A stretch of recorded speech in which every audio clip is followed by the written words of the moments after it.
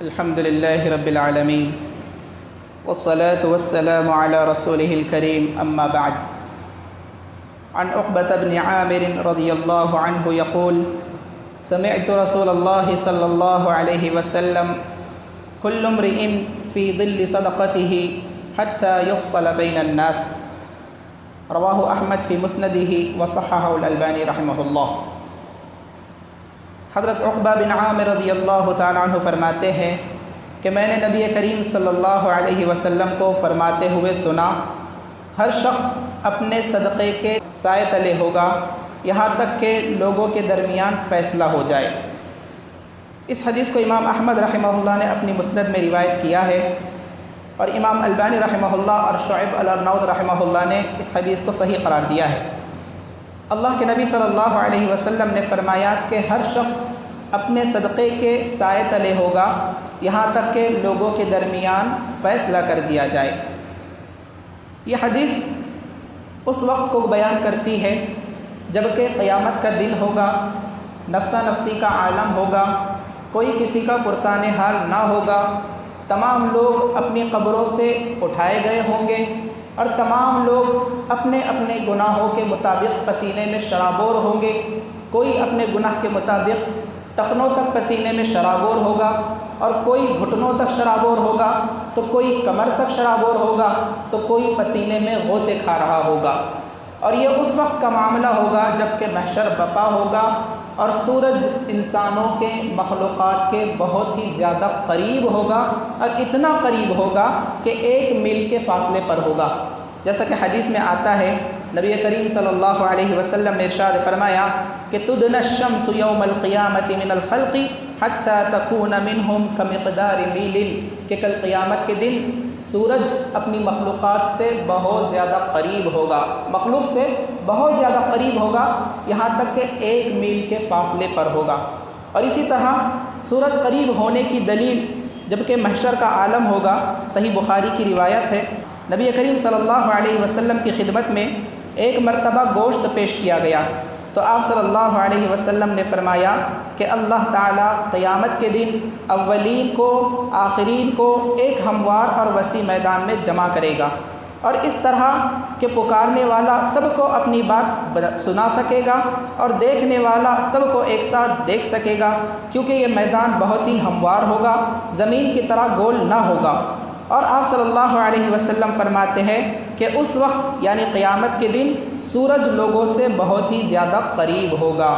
تو جب سورج کی گرمی بہت زیادہ ہوگی، سورج کی تپش بہت زیادہ ہوگی، اور تمام لوگ گرمی کی وجہ سے پریشان حال ہوں گے، تو اللہ کے نبی صلی اللہ علیہ وسلم اس حدیث میں فرما رہے ہیں کہ جن لوگوں نے دنیا میں صدقہ کیا ہوگا، اللہ کی راہ میں مال خرچ کیا ہوگا، اللہ کو خوش کرنے کے لیے مال خرچ کیا ہوگا، تو وہی صدقہ کل قیامت کے دن اس کے لیے سایہ بن کر آئے گا. سبحان اللہ. یہ ان لوگوں کی فضیلت ہے جو کہ دنیا میں اللہ تبارک و تعالیٰ کو خوش کرنے کے لیے صدقہ کرتے ہیں، اللہ تبارک و تعالیٰ کی راہ میں کچھ خرچ کرتے ہیں، تو وہی صدقہ کل قیامت کے دن اس کے لیے سایہ بن کر آئے گا، اور وہ اس صدقے کے سائے تلے ہوگا. اور اسی طرح صحیح بخاری اور صحیح مسلم کی روایت ہے، راوی حدیث حضرت ابو ہریرہ رضی اللہ تعالیٰ عنہ ہے. اللہ کے نبی صلی اللہ علیہ وسلم نے 7 خوش نصیب افراد کا ذکر کیا کہ 7 قسم کے افراد ایسے ہیں جنہیں کل قیامت کے دن اللہ تبارک و تعالیٰ اپنے عرش کا سایہ نصیب کرے گا. اس وقت جب کہ اللہ کے عرش کے سایہ کے علاوہ کوئی اور سایہ موجود نہ ہوگا، تمام لوگ پریشان حال ہوں گے، تمام رشتہ دار ایک دوسرے سے بھاگ رہے ہوں گے، تمام بھائی بہن ایک دوسرے سے بھاگ رہے ہوں گے، ماں باپ ساتھ نہیں دیں گے، رشتہ دار ساتھ نہیں دیں گے، دوست و احباب ساتھ نہیں دیں گے، جگری دوست بھی ساتھ نہیں دیں گے. اس وقت اللہ تبارک و تعالیٰ کا عرش کا سایہ ہوگا، اور اس عرش کے سائے کو پانے والے 7 خوش نصیب افراد ہوں گے، جن میں سے اللہ کے نبی صلی اللہ علیہ وسلم نے آخر میں ایک شخص کا ذکر کیا کہ رجل تصدق بصدقۃ فاخفاها حتى لا تعلم شماله ما تنفق يمينه، کہ وہ شخص بھی کل قیامت کے دن عرش کے سائے میں ہوگا جس نے اتنا چھپا کر صدقہ کیا کہ اس کے بائیں ہاتھ کو نہیں پتہ کہ اس کے دائیں ہاتھ نے کیا خرچ کیا ہے. تو اللہ کے نبی صلی اللہ علیہ وسلم نے فرمایا کہ ایسا شخص کل قیامت کے دن عرش کے سائے میں ہوگا.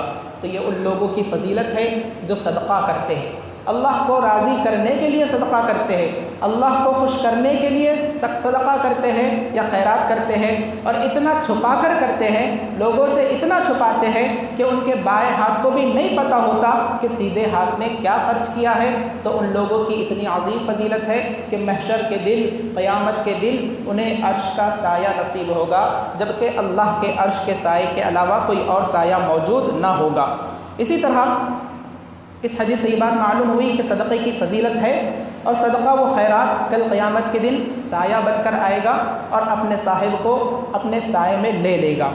یہاں تک کہ حساب و کتاب ہو جائے، یعنی جنت اور جہنم کا حساب و کتاب ہو جائے، مومنوں اور کافروں کے درمیان فرق ہو جائے، اس وقت تک یہ صدقہ اس صاحب کے لیے، اس صدقہ کرنے والے کے لیے سایہ بن کر رہے گا۔ اور اسی طرح صدقہ ایک ایسی چیز ہے،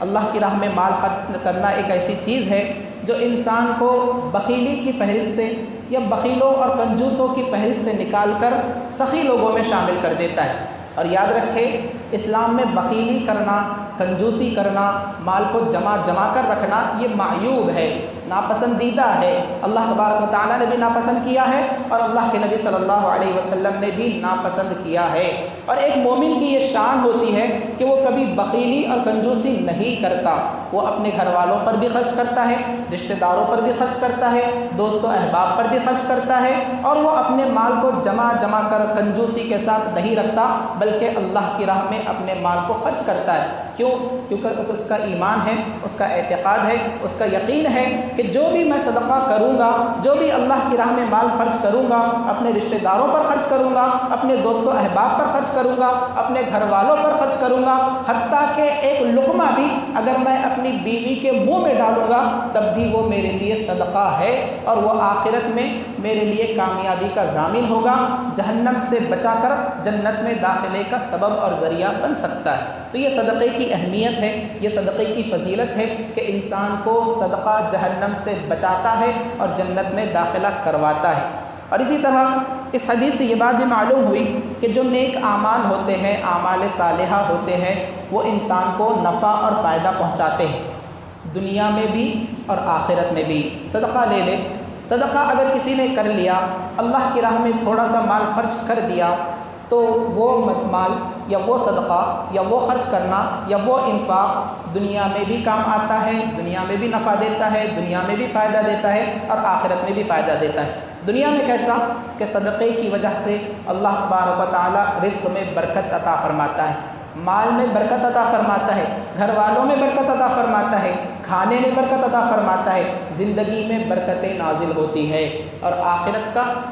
کا اجر عظیم تو بہت زیادہ ہے، بہت زیادہ ہے، 700 گنا تک اور اللہ تبارک و تعالیٰ اس کو بڑھا کر دیتا ہے۔ اور اگر 1 روپیہ بھی انسان اللہ کی راہ میں دنیا میں خرچ کر دیتا ہے تو اللہ تعالیٰ اس 1 روپے کے صدقے کی پرورش کرتا ہے، یہاں تک کہ وہ میزان میں اجر و ثواب کے اعتبار سے، وزن کے اعتبار سے پہاڑوں کی مانند ہو جاتا ہے، اور یہ چیز حدیث میں وارد ہے، ذکر کی گئی ہے۔ تو اسی لیے ایک مسلمان کو چاہیے کہ وہ نیکی کے کاموں میں بڑھ چڑھ کر حصہ لے، اور جتنا ہو سکے، جتنا اس کی طاقت ہو، جتنی اس کی وسعت ہو، تو اسے چاہیے کہ وہ صدقہ کرے، گرچہ کہ تھوڑی سی چیز ہی کیوں نہ ہو۔ کم صدقے کو یا کم روپے پیسے کو یا تھوڑی سی چیز کو حقیر اور معمولی اور کمتر نہ سمجھے، کیونکہ اگر ایک کھجور کی گٹلی یا ایک کھجور یا آدھا کھجور بھی اگر آپ اللہ کی راہ میں خرچ کریں گے، اللہ کے نبی صلی اللہ علیہ وسلم نے فرمایا اتقوا النار ولو بشق تمرۃ، کہ جہنم کی آگ سے بچو گرچہ کہ کھجور کا ایک ٹکڑا ہی صدقہ کر کے کیوں نہ ہو۔ اب یہاں پر یہ بات بھی قابل ذکر ہے کہ صدقہ مال خرچ کرنا بھی ہوتا ہے، کسی کو کھانا کھلا دینا، کسی کو پانی پلا دینا، کسی کو کپڑے پہنا دینا۔ مال کا خرچ کرنا، اللہ کے لیے خرچ کرنا، اللہ کی رضا کے لیے خرچ کرنا، یہ بھی صدقہ ہے۔ لیکن اگر کسی کے پاس مال نہیں ہے، یا اگر کسی کے پاس مال بھی ہو، تو اس کے لیے بھی ایک دوسرا صدقہ یہ بھی ہے کہ وہ نیکی کا کام کرے، بھلائی کا کام کرے، یہ بھی اس کے لیے صدقہ ہے۔ اللہ کے نبی صلی اللہ علیہ وسلم نے فرمایا کل معروف صدقہ، کہ ہر نیکی کا کام صدقہ ہے، ہر نیکی صدقہ ہے۔ تو اگر کسی کے پاس مال و دولت نہیں ہے صدقہ کرنے کے لیے، تو وہ نیکیوں میں بڑھ چڑھ کر حصہ لے، نیکیوں میں مسابقہ کرے، کیونکہ نیک کام کرنا بھی صدقہ ہے۔ حدیث میں آتا ہے، امام ترمذی رحمہ اللہ نے اسے روایت کیا ہے، اللہ کے نبی صلی اللہ علیہ وسلم نے فرمایا تبسمک فی وجہ اخیک صدقہ، کہ تمہارے مسلمان بھائی کو دیکھ کر مسکرانا بھی صدقہ ہے، یعنی اچھائی کے ساتھ ملنا، مسکرا کر ملنا، ہنستے چہرے کے ساتھ ملنا، حشاش بشاش چہرے کے ساتھ ملنا، یہ بھی صدقہ ہے۔ وَأَمْرُكَ بِالْمَعْرُوفِ وَنَهْيُكَ عَنِ الْمُنْكَرِ صدقہ، نیکی کا حکم دینا اور برائی سے روکنا بھی تمہارے لیے صدقہ ہے۔ وَإِرْشَادُكَ الرَّجُلِ فِي أَرْضِ الضَّلَالِ لَكَ صدقہ، اور راہ بھٹکے ہوئے لوگوں کو راستہ دکھلانا بھی تمہارے لیے صدقہ ہے، اور راستے سے تکلیف دہ چیز کو ہٹا دینا بھی صدقہ ہے، چاہے وہ ہڈی ہو، چاہے وہ پتھر ہو، چاہے وہ کانٹا ہو۔ تو ہمیں چاہیے کہ ہم اللہ کی راہ میں مال بھی خرچ کریں اور جتنا ہو سکے نیکیاں کرنے کی کوشش کریں، کیونکہ یہ تمام چیزیں صدقہ ہے۔ اللہ سے دعا ہے اللہ تبارک و تعالی ہمیں اللہ کی راہ میں صدقہ کرنے کی توفیق عطا فرمائے، اور جو ہم صدقہ کر رہے ہیں اسے قبول فرمائے، آمین۔ وآخر دعوانا ان الحمد للہ رب العالمین۔